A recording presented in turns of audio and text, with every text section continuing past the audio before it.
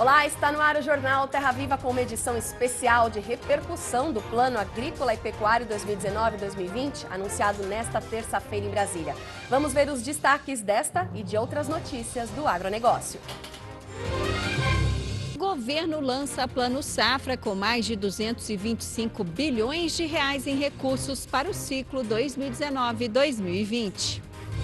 Consultores do agronegócio acreditam que Plano Safra está dentro do esperado e enaltecem os recursos disponibilizados no seguro agrícola. Aumento de recursos do novo Plano Safra para o programa ABC Agricultura de Baixa Emissão de Carbono é o comentário da advogada Samanta Pineda.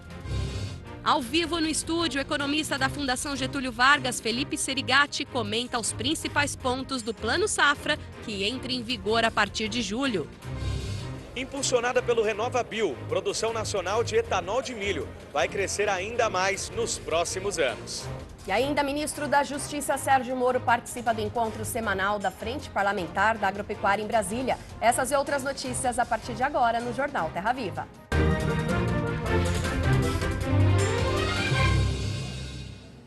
E como era esperado, o governo anunciou nesta terça-feira a liberação de 225 bilhões de reais em financiamentos por meio do Plano Safra 2019 e 2020. A liberação dos recursos para os pequenos, médios e grandes produtores vai começar em julho e seguirá até junho do ano que vem. A maior parte dos recursos, 169 bilhões, será destinada para custeio, comercialização e industrialização. O restante será usado para investimentos, seguro rural e apoio à comercialização. As taxas de juros variam de 3% a 10,5% ao ano. Como prometido nos últimos meses, os pequenos e médios produtores foram as prioridades. Pela primeira vez, o Tesouro Nacional está disponibilizando mais recursos para a subvenção do Programa Nacional de Fortalecimento da Agricultura Familiar. Tá aí, daqui a pouco mais repercussão então em Brasília. Ao meu lado agora está Silmar Miller, comentarista do canal Terra Viva, e também Felipe Serigati, economista da Fundação Getúlio Vargas. Muito obrigada aos dois pela presença. Silmar, primeiramente gostaria de saber da sua opinião sobre o plano. Ficou dentro do esperado em ano de orçamento apertado? Olha, ficou dentro do esperado, sim. Recursos basicamente o mesmo volume do ano passado, 225 bilhões de reais, quando somados à agricultura empresarial e familiar. Taxa de juros aumentando um pouco, como era previsível, já era pré-anunciado isso aí. O que, aliás, estranha um pouco, porque nós estamos na contramão aqui da evolução da taxa Selic, né, com tendência de queda, expectativa de que vá até o final do ano a 5,75%, e taxa de juros aumentando para 8% não faz muito sentido aqui nessa comparação, digamos assim. Mas é o que se tinha aqui, na avaliação da ministra da Agricultura, é o que foi possível conseguir dentro do cenário atual de crédito apertado, e da própria boa vontade também do próprio Ministério da Economia, no sentido de conseguir aquilo que fosse possível arrebanhar num cenário como esse de aperto aqui na economia brasileira. E uma notícia boa, que é uma confirmação, na verdade, que é a questão do seguro, a subvenção subindo para 1 bilhão de reais, mais do que o dobro do que vinha sendo concedido nos últimos anos. É um volume suficiente aí para segurar, digamos, quase 16 milhões de hectares. Não é toda a agricultura brasileira, mas é um bom passo, eu acho que é um dado positivo desse Plano Safra anunciado hoje. Agora, eu diria que do ponto de vista do produtor aqui, o produtor está com a cabeça um pouquinho acima do Plano Safra, digamos assim, ele está olhando para o mercado. O mercado está sendo um indutor novo aqui de motivação para o produtor, com vista à próxima safra para a qual esse plano se destina. Ou seja, ele está enxergando aqui um cenário novo, né? Está mudando o cenário internacional de preços do milho subindo bastante em função dos problemas climáticos dos Estados Unidos, os americanos não estão conseguindo plantar a safra deles. Soja está indo para o mesmo caminho também, muita dificuldade dos produtores americanos em plantar a sua safra. E mais recentemente, mais o algodão também sofrendo com um clima muito ruim no Texas, que é o principal estado produtor dos Estados Unidos. Lembrando que os Estados Unidos são os nossos principais concorrentes exatamente nesses três produtos, no qual o Brasil é um grande player internacional. Aí o cenário de preço mudou, uma inversão muito grande nas últimas semanas aqui, e é isso que o produtor está enxergando agora com vista à próxima safra, ou seja, o grande motivador do próximo plantio não vai ser o Plano Safra necessariamente. É um indutor. Eu acho que o governo até devia aproveitar o embalo, até dar uma empurrada maior em termos de recursos para estimular, aproveitar esse embalo todo aqui da mudança do mercado. Mas acho que o produtor, independentemente do plano do governo, vai plantar mais na próxima safra. Acho que está com uma boa motivação para aumentar o plantio de soja, que não era previsto anteriormente a esse problema nos Estados Unidos. Milho já vai começar a ganhar dinheiro agora com a safra que está sendo colhida nesse momento, que é uma safra recorde. Ninguém imaginava que uma safra abundante aqui no Brasil pudesse conviver com preços altos simultaneamente, né? E é o que está acontecendo, em função dessa mudança do mercado internacional. E tem o algodão ainda com uma boa chance aqui, nós temos ainda uma quarta safra excelente aqui, com bons preços também no mercado internacional. Então, acho que com ou sem o Plano Safra aqui, o cenário está mudando para melhor, graças a Deus, né? Porque a economia brasileira está precisando desse empurrão. É verdade. Muito obrigada, Silmar, tem razão. Felipe, muito obrigada pela presença também. Queria as suas percepções sobre o plano. Essas questões que o Silmar traz são, de fato, muito importantes, né? A questão do juro, a taxa Selic é estável. Você acha que os juros poderiam ter sido ainda menores? Então, no contexto, o plano anunciado foi uma ótima notícia. Então, se a gente for pensar que estamos falando de uma situação de contas públicas com um déficit nominal de quase R$500 bilhão, espera lá, conseguir esse volume de recursos não é uma má notícia. E o que permitiu, talvez, esse volume de recursos seja justamente a Selic lá embaixo. Porque aí o custo desse subsídio, o custo de equalização, ficou menor. Em outras palavras, conseguiu aumentar o volume. E a questão do seguro, né, que até o Silmar destacou, o seguro rural veio aí praticamente o dobro, é muito importante porque a gente sabe aí do risco que o produtor corre, né? Então acho que isso também vem numa boa hora, né? Com certeza, e mais do que o volume, embora o volume seja uma sinalização importantíssima, tem um outro fato que é uma mudança de orientação. Ou seja, você tentar assegurar, ofertar ali um volume de seguro maior, principalmente para tentar trazer o setor privado, o crédito privado, para financiar as atividades dentro do setor. Ou seja, tentar reduzir a dependência do crédito oficial, do crédito do setor público, uma vez que esses recursos estão bem escassos. Um outro ponto também que eu queria abordar com você, Felipe, é a questão que agora a questão dos produtores, pequenos produtores, está dentro do guarda-chuva do Ministério da Agricultura, né? Antes a gente tinha, então, 2 planos aí. Isso também ajuda? Você acha que traz alguma mudança no mercado? Acho que é positivo. A própria situação anterior não tinha lá tanto sentido assim, de tentar colocar em diferentes caixinhas o que é o pequeno agricultor, agricultor familiar, e aquele produtor de maior porte, a agricultura que o pessoal chama de empresarial. Porque para boa parte dos pequenos agricultores, inclusive, eles estão inseridos nas mesmas cadeias dos grandes, vendem para a mesma indústria, adquirem os insumos dos mesmos fornecedores. Então essa diferença já não fazia muito sentido. Ao colocar os dois dentro do mesmo guarda-chuva, além de facilitar os processos, facilita bastante a comparação.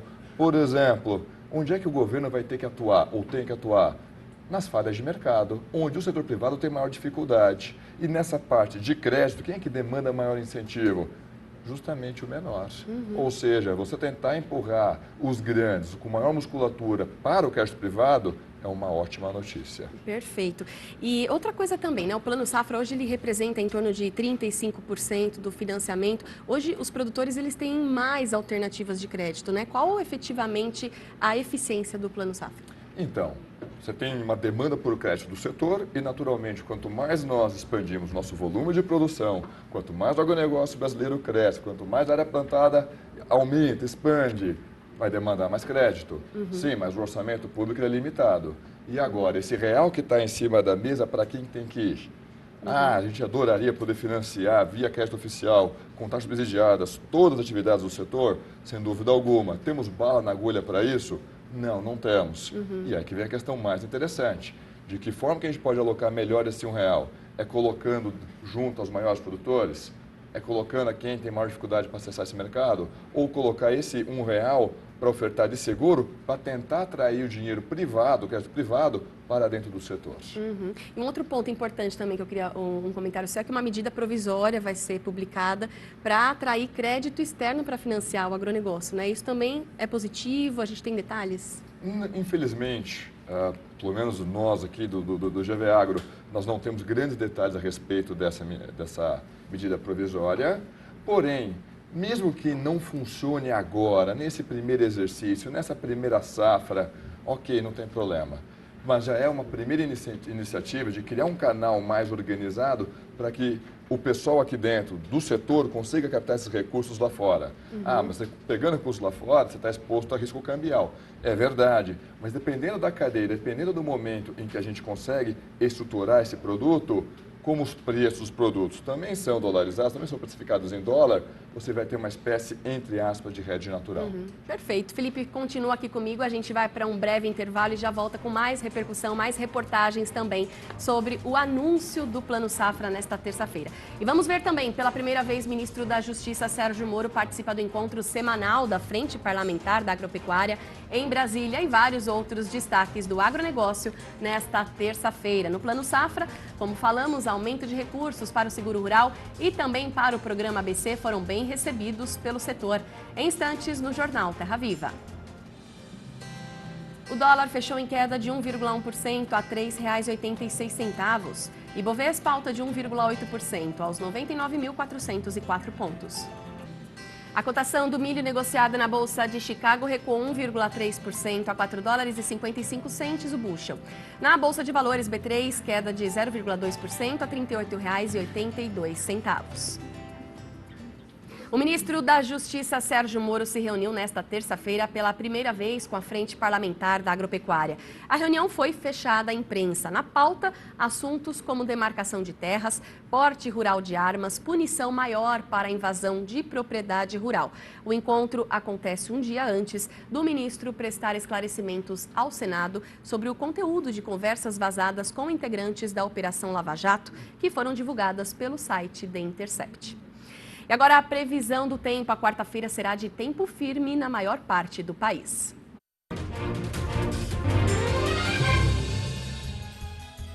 Com a atuação de uma massa de ar seco que inibe a formação das instabilidades, o tempo firme ainda predomina em grande parte do Brasil. Nesta quarta-feira, o sol aparece entre poucas nuvens em toda a região sudeste. Aliás, o sol deve predominar em todas essas áreas mais claras do mapa. Enquanto isso, chove em áreas da região norte, principalmente áreas do nordeste, e a chuva persiste em todo o Rio Grande do Sul, por conta da nova frente fria.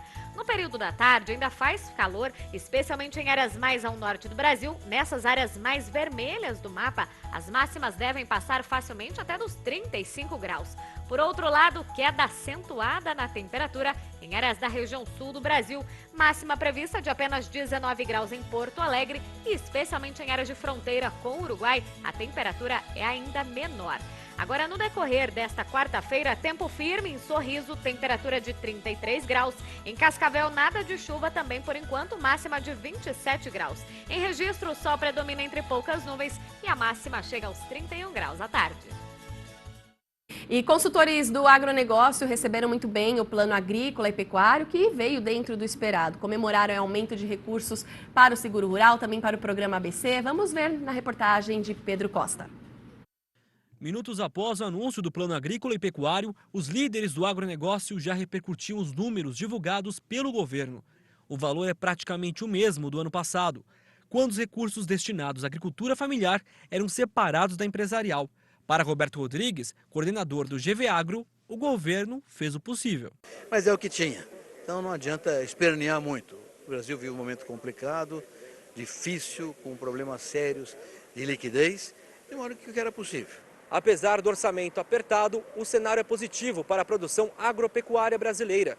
Guerra comercial entre China e Estados Unidos e agora a quebra da safra norte-americana de grãos mostram que os recursos liberados pelo governo vêm uma boa hora. Eu acho que estão acontecendo fatos que nos dão otimismo, né? Esses fatos são essencialmente a guerra comercial Estados Unidos-China se recrudescendo, a crise de peste suína que vai transformar a forma como a China produz suínos e aves e agora a quebra da safra americana que abre a possibilidade do Brasil exportar 35, talvez mais milhões de toneladas de milho, substituindo em parte a falta do milho americano, já que a quebra da safra é bastante grande. O governo cumpriu com a promessa e aliviou os juros dos médios e pequenos produtores, mas manteve em 8% para os grandes. Para Rodrigo Lima, essa divisão é importante para fortalecer a política agrícola no Brasil. Acho que a política agrícola ela precisa ganhar ela precisa ser repaginada, ter uma nova arquitetura, pensando em pequeno, médio, grande, custeio e investimento. Já o seguro praticamente dobrou, R$1 bilhão neste plano safra. Hoje os bancos, inclusive, são obrigados a colocar recursos naquele depósito no compulsório, né? Com o seguro funcionando, essas coisas vão desaparecer. O banco terá interesse para a agricultura, que terá estabilidade e segurança na renda do produtor rural. Também passaram de R$1 bilhão os recursos para PEP e PEPRO, Política de Equalização de Preços, que são calculados com base no custo da safra, mercado internacional e oscilação cambial.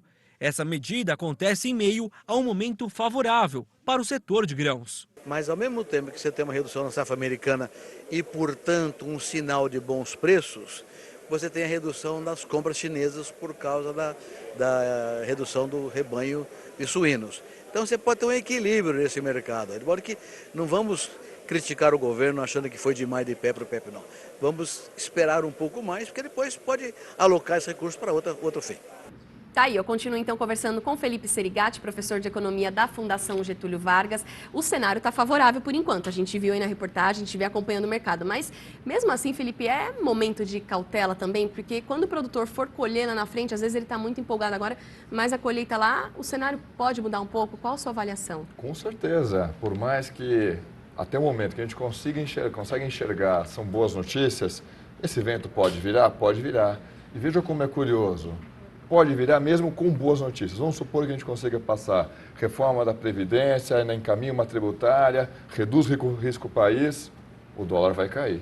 Com o dólar menor, na hora que esse produtor estiver colocando o seu produto no mercado, esse produto pode estar com preço menor que ele imaginava no início da safra. Tem razão. E ele agora está comprando os insumos com o dólar alto. Mais um entrave também. Ou seja, até mesmo uma boa notícia para a economia brasileira como um todo pode gerar alguma consequência desfavorável para o produtor. Ou seja, cautela nunca é demais. É verdade, tá aí o recado importante. Bom, e a gente vai seguir com mais repercussão do Plano Safra no nosso próximo bloco, também comentários de Samantha Pineda. E o outro destaque desta terça-feira, Etanol Summit em São Paulo, destaca o potencial de crescimento da produção brasileira de etanol de milho. Daqui a pouco os detalhes no Jornal Terra Viva. A cotação da soja negociada na Bolsa de Chicago subiu 0,1% a $9,20 o bushel. A cotação da arroba do boi no mercado físico fechou em alta nas 3 praças pesquisadas. A produção de etanol de milho vem crescendo a passos largos no Brasil. No segundo dia do Etanol Summit, um dos principais eventos do setor sucroenergético no Brasil, especialistas destacaram a produção do biocombustível feito a partir do grão. Concentrada no estado do Mato Grosso, a produção de etanol de milho é crescente. Para este ano, são esperados mais de 1 bilhão e 400 milhões de litros, uma alta de 67% em comparação ao ano passado. A produção é vista de forma positiva pelo potencial de mercado.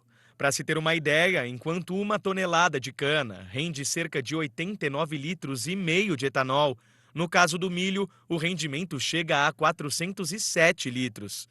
Nós acreditamos que dentro de poucos anos, cerca de 30% da produção de milho do Mato Grosso estará sendo convertida em etanol. O setor sucroenergético acredita que o etanol de milho é mais uma alternativa para as usinas atenderem às metas estipuladas pelo governo com o programa RenovaBio. Isso porque até o final da próxima década, o Brasil terá que aumentar a sua produção em mais de 20 bilhões de litros de biocombustíveis. Nós já temos exemplos de usinas e tem uma série de projetos que inclusive fazem a planta Flex, que produz tanto a partir da cana quanto do milho.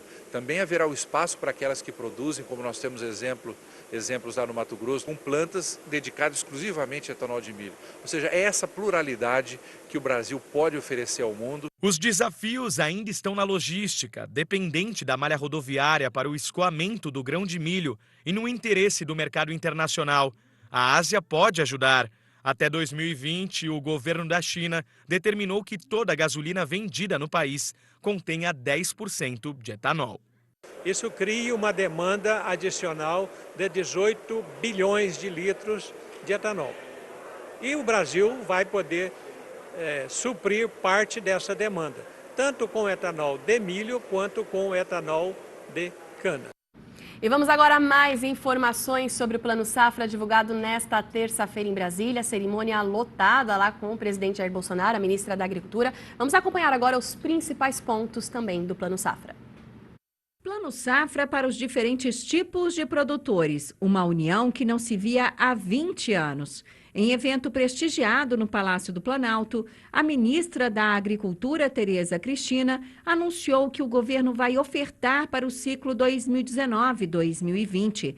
Serão 225 bilhões 590 milhões de reais em recursos, sendo 169 bilhões para custeio, comercialização e industrialização, 53 bilhões de reais para investimento e 1 bilhão 850 milhões de reais para apoio à comercialização. Pela primeira vez, o Tesouro Nacional disponibilizou mais recursos para a subvenção ao Programa de Agricultura Familiar, o PRONAF, do que para os demais. São quase 5 bilhões para equalizar juros destinados a esse público, um valor recorde. Construído em conjunto com a equipe econômica, o presidente Jair Bolsonaro elogiou a integração entre os ministros. Que todos se falam entre si. Aqui não há briga política, a briga apenas é para que cada um possa melhor servir o seu Brasil. O presidente da Organização das Cooperativas Brasileiras, Márcio Lopes de Freitas, gostou das medidas. Eu tenho a satisfação de registrar que ele atende às prioridades dos produtores rurais e cooperativas brasileiras. Os juros para os agricultores familiares subiram 0,5%, variando de 3% a 4,6% ao ano. Nós não estamos satisfeitos com relação principalmente a algumas questões, como, por exemplo, o aumento de juros para os nossos pequenos agricultores, principalmente os nossos mini agricultores, que é aquelas pessoas que vão ter crédito de 3, 5, 10 mil reais. Para os médios produtores rurais, houve aumento de recursos e as taxas de juros foram mantidas em 6% ao ano. É importante mais recursos para a agricultura familiar, uma linha de crédito específica para construção de casas, reforma de casas. Da mesma forma, você tem hoje o PRONAMP, ampliou o recurso do médio produtor. Isso era interessante, que nós precisávamos. Para os demais produtores, os juros serão de 8% ao ano para custeio e comercialização. Já os programas de investimento vão variar com taxas de 3% a 10,5% ao ano.